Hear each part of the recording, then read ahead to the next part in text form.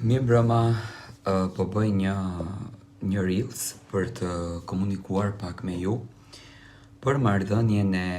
Eglit me producentët e saj. Ju të gjithë jeni dëshmitar që Egli ka patur një lloj kontrate me SBS, do me thënë, kjo e vërtet doli tashmë kur u përfol kjo histori që Egli hoqi këngën me Fifin dhe Egli nuk e pati treguar që në momentin e parë kur ka dalur nga shtëpia e Big Brotherit ka bërë një takim dhe pikërisht me Fifin dhe kanë rënë dakord që të bëjnë bashkëpunim, të bëjnë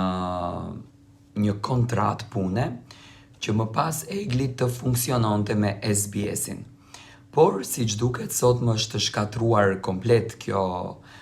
histori, është shkatruar komplet kjo kontrat. SBS i ka fshirë të gjitha këngët e Eglit nga Instagrami i tij, do të thënë nga Instagrami privat që menaxhohet me SBS-in, që nuk kupton, do të thënë, Egli është larguar nga SBS-i dhe Albos, një mik i afërt i Gjestit, një shok i ngushtë i Gjestit dhe njëkohësisht producent, ka postuar një video ku Gjesti puthën fytyrën të Eglit në një maicë në një koncertin e tij. Këtu duken gjërat që marrëdhënia mes Eglit edhe Gjestit ka qenë gjithmonë e mirë, historia e tyre, do me thënë, ka qenë gjithmonë aktive, atë që unë e kam thënë, sepse dëshiroj të jem koherent me atë që kam thënë.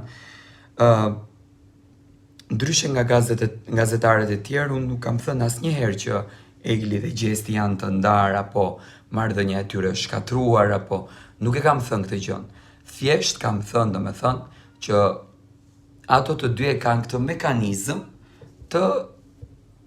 dashurisë së tyre, të reklamës së tyre, dhe tani po bindemi që Egli ka shkuar në këtë grup. Ju bëni klikim videon time që kam nxjerr tani dhe dëgjoni me detaje.